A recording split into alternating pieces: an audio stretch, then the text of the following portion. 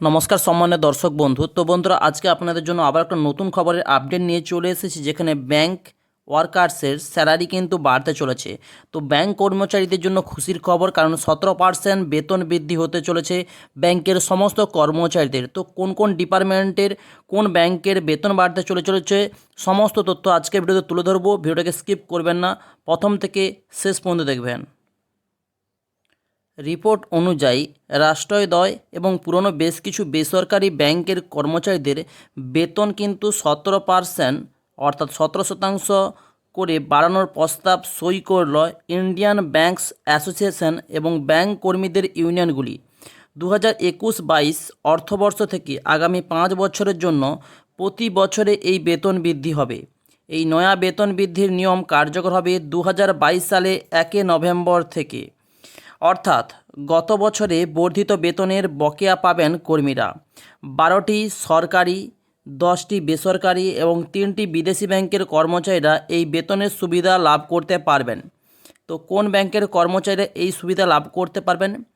ইউনিয়নগুলির দাবি ছিল, সাম্প্রতিক বছরগুলিতে ব্যাংকগুলির ভালো পরিমাণে লাভ হয়েছে, আর কর্মীদের প্রচেষ্টায় সেটা সম্ভব হয়েছে। এই আবহে ব্যাংক কর্মীদের বেতন বৃদ্ধির দাবি উঠেছিল। প্রাথমিকভাবে 15% বেতন বৃদ্ধির পক্ষে সাই দিয়েছিলেন ইন্ডিয়ান ব্যাংকের অ্যাসোসিয়েশন। তবে আলোচনার পর প্রতি বছর 17% করে বেতন বৃদ্ধির পক্ষ মত দিয়েছেন আইবিএ।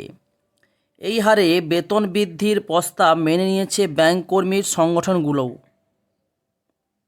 ব্যাংক কর্মীদের সংগঠনগুলির যুক্তি ছিল, কোভিডের সময় যখন গোটা দেশ বাড়িতে নিরাপদে ছিল, তখন তারা অফিসে গিয়ে কাজ করেছিল এবং দেশের অর্থনীতিকে সচল রেখেছিলেন।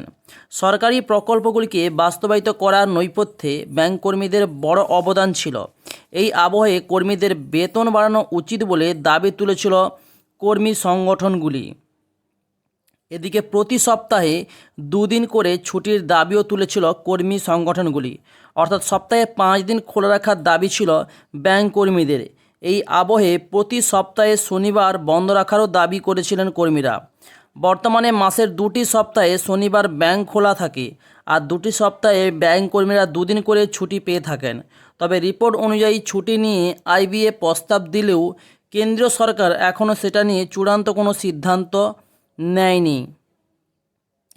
এবং এদিকে ব্যাংক কর্মীদের সংগঠনের দাবি ছিল, ছুটি সংক্রান্ত প্রস্তাব মেনে নেওয়া না হলে তারা বেতন সংক্রান্ত বৃদ্ধিতে স্বাক্ষর করবে না। এর আগে ডিসেম্বরের ব্যাংক ধর্মঘটের ডাক দিয়েছিল ব্যাংক কর্মীরা, তবে পরবর্তীতে তা প্রত্যাহার করা হয়।